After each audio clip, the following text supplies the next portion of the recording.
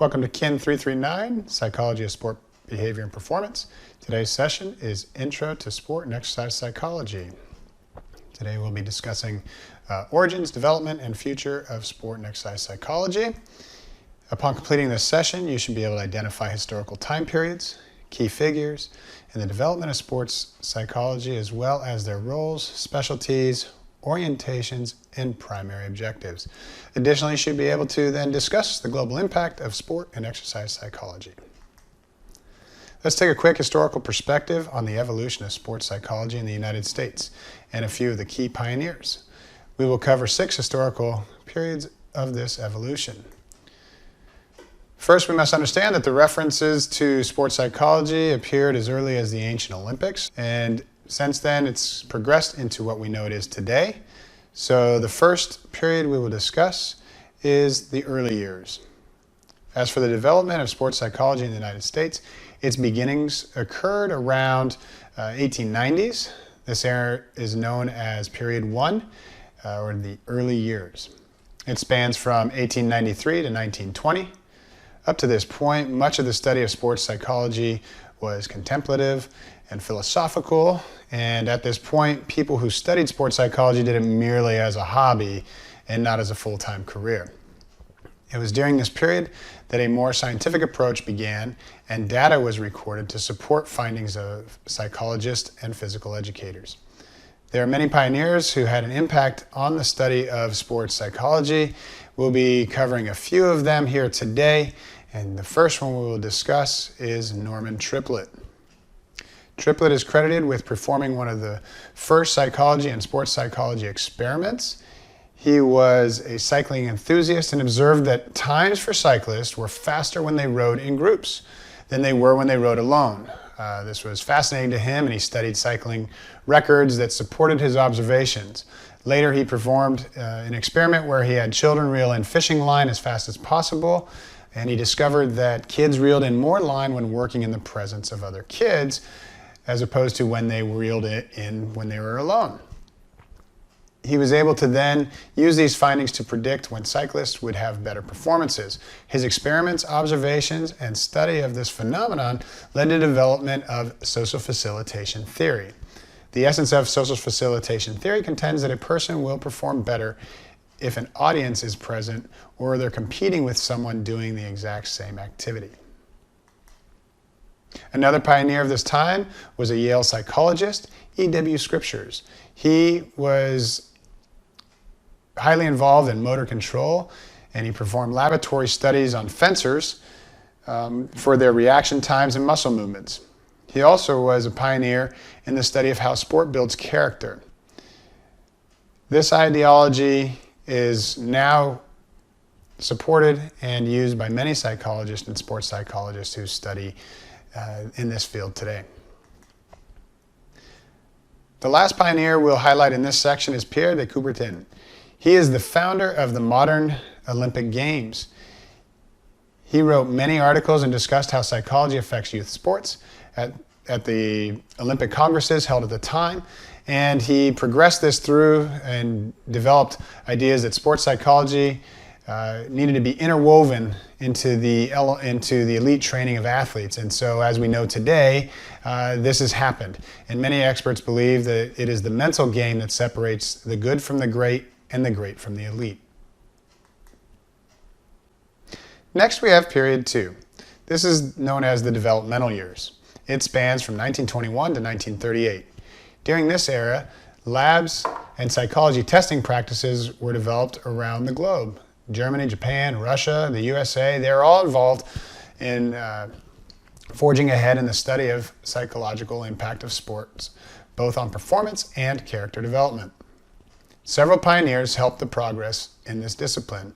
We'll highlight the German Turner Societies, the Russian influence, and one of the pioneers in this area on American soil was Coleman Griffith. Starting in the mid-1800s, Germans began to immigrate to the U.S. They brought with them Turner Societies, aka gymnastics.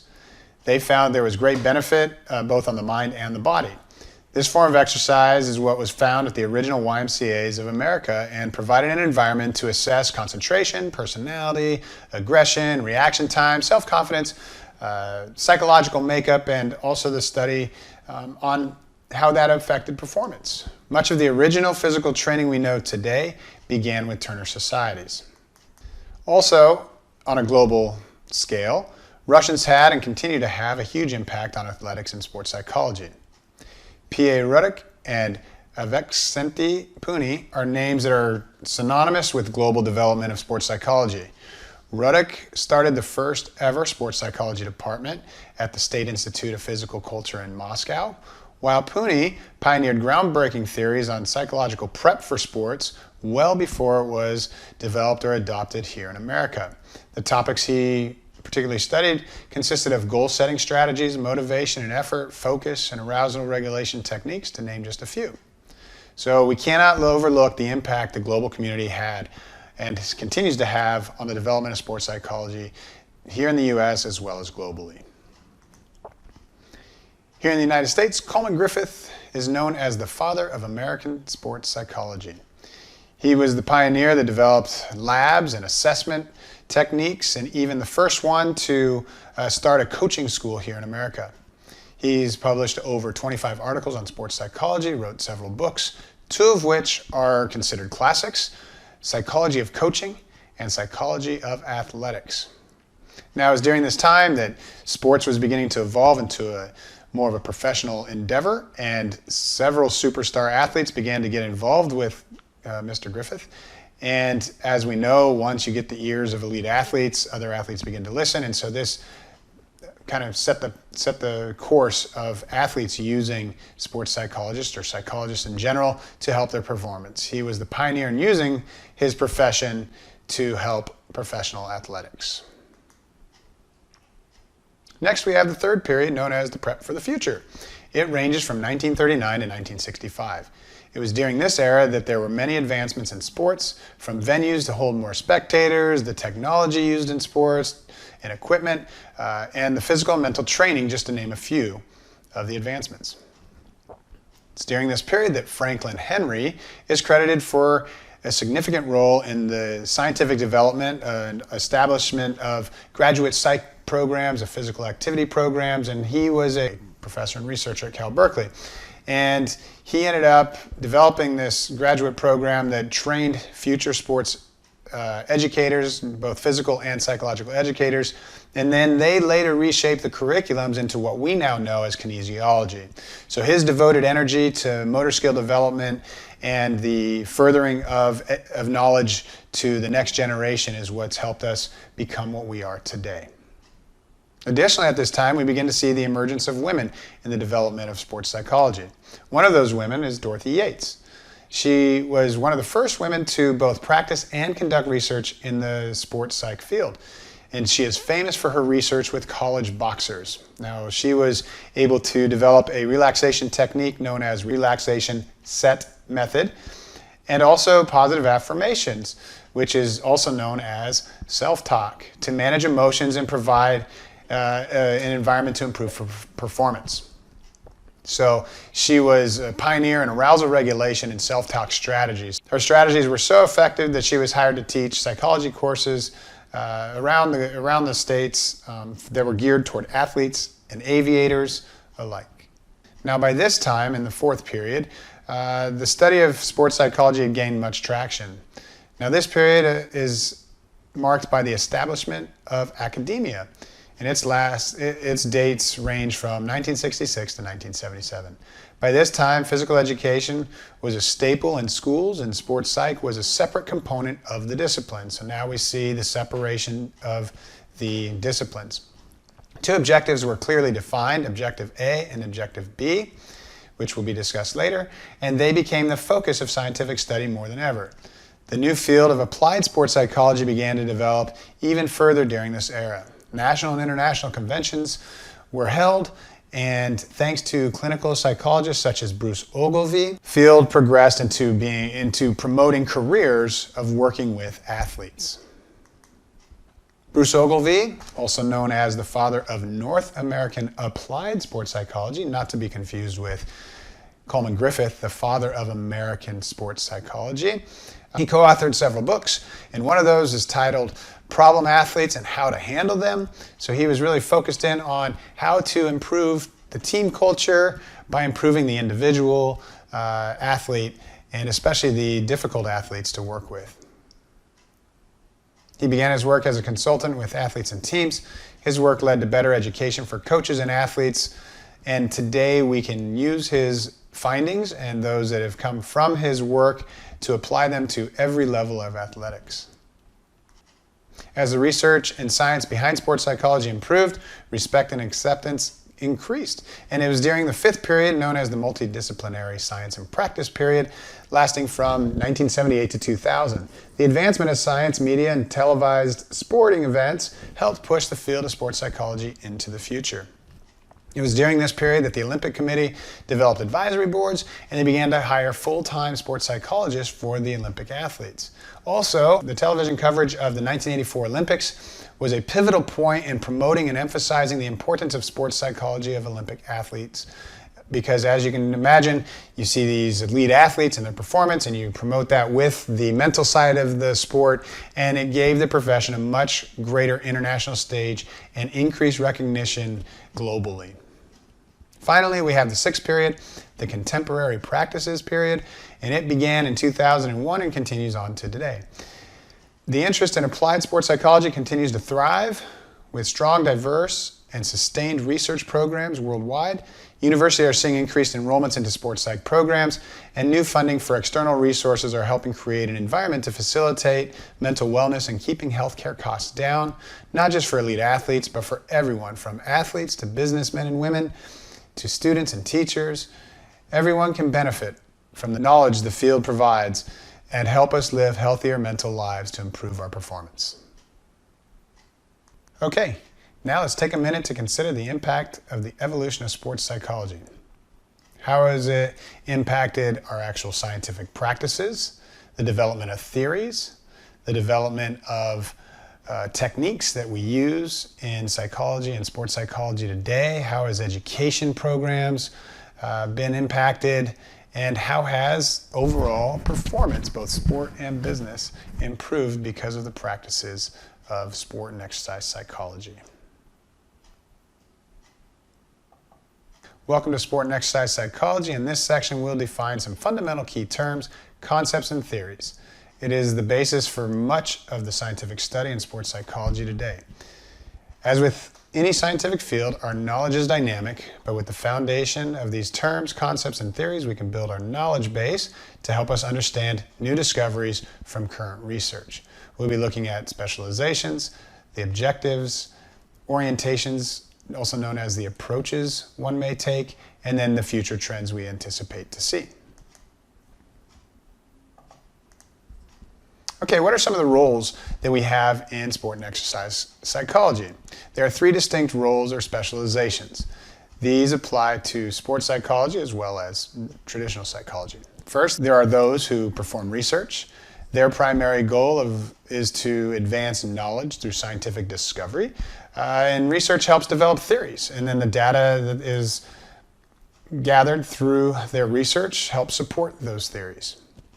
Next, you'd have the instructors. Instructors' primary focus is to educate others on the concepts, theories, and the scientific discoveries occurring in the research realm.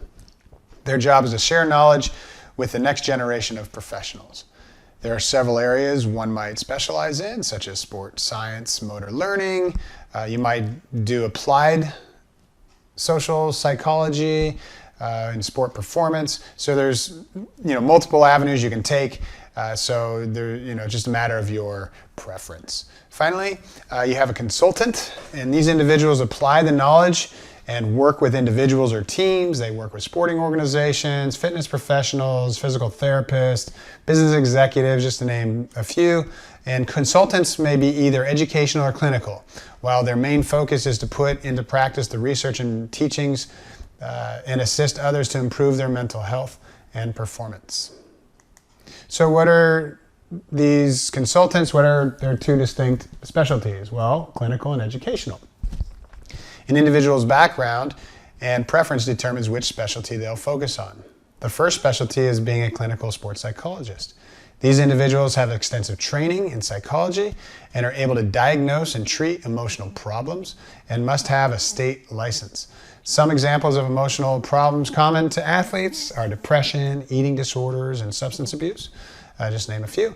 And these clinicians typically work in an office. The second option is for a consultant to be an educational sports psychologist. These individuals are widely known as mental coaches. Their training and education is focused more on the sport and exercise sciences.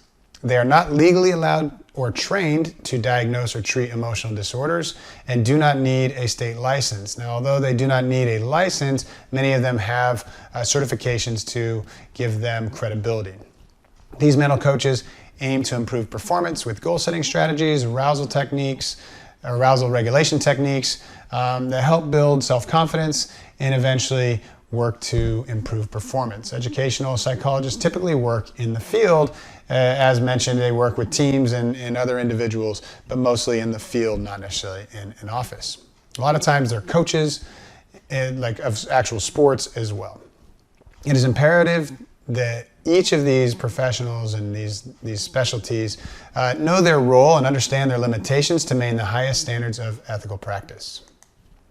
In either case, sports psychologists have two primary objectives. Objective A is to determine psychological factors on physical and motor performance. A few examples of these psychological factors are the effect of anxiety, self-confidence, maybe it's the coaching style, and maybe the arousal levels or the lack thereof of arousal regulation strategies that may affect performance, while Objective B focuses on understanding the effect of sport participation on psychological development, health, and well-being. So examples of this would be, what effect does physical activity have on depression? What does it have on character development or self-esteem or one's personality? So that's what Objective B focuses on.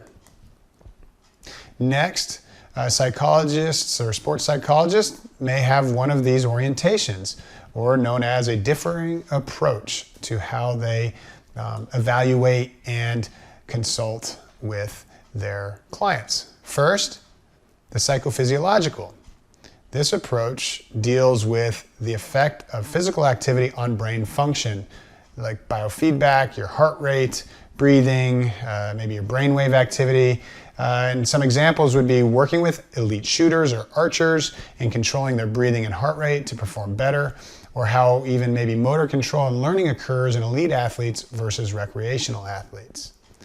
Next, socio-psychological approach focuses in on how complex interactions between human beings and their surrounding environment affect their performance. Examples of these would be how maybe a coach's leadership or communication style affect athletes, maybe how the personality of an individual athlete affects their participation in a team or individual sport or in sport altogether. So those are just a few examples of the social psychological approach. And lastly, you have the cognitive behavioral approach. And this approach deals with looking at how our thoughts determine our behavior. So how do your thoughts determine your behavior? With this orientation, one would look at how goal setting, self-talk strategies, and arousal regulation techniques help motivation to help increase self-confidence and in effect improving your performance. As we continue to progress in the scientific study of sports psychology of behavior and performance, there are some key areas that future professionals will need to emphasize. Primary concerns deal with the best practices for preparing and educating students and implementing and applying the knowledge that is learned. There's a critical need to maintain high levels of social responsibility, integrity, respect for others, professional and scientific responsibility, also being concerned for the welfare of others, and having competence in your practice of training psychological skills for both athletic and business leaders. Three distinct careers one might look at are clinical psychologist, industrial organizational psychology, or institutional psychology. These jobs are in high demand and require advanced degrees, so you have to be committed to working toward a terminal degree is most preferential, but master's degree will typically get you in the door. As you can see by these projections from elearners.com, job growth is strong and knowledgeable individuals are going to be needed in the future. So most of these occupations, as mentioned, require a master's or PhD. And if you're looking, from a income levels, average salaries between 70 and 90,000. Oftentimes you can reach well over six figures. For example, here we have the average salary for industrial organizational psychologists is around 82,000. School psychologists are around 73. Clinical psychologists are around 73,000 as well. But I've seen jobs posted on Indeed.com for each one of these disciplines, and they're well over $150,000. So there are opportunities out there for those who are willing to further their education and expertise in the areas of research, consulting, and teaching. So of these three different types of careers you might want to take on, one example of industrial organizational psychology is Lane 4 Management. Now this company works with businesses, but they use sports psychology as their principal foundation for achieving their goals. It was started by clinical psychologist Graham Jones and Olympic champion Adrian Morehouse, and their aim is to help major corporations, businesses, and the teams within those businesses, as well as individual executives, achieve and maintain high performance. They do this through workshops, team development activities, and seminars, and their philosophy is derived from Jim Lohr's research drawing parallels between elite athletes and corporate executives. They focus on developing physical, emotional, mental, and spiritual capacities to improve their performances. So if you're looking for an occupation in sports psychology and you don't necessarily think you want to work with athletes, just know that you can use what you learn in this field in the business world as well.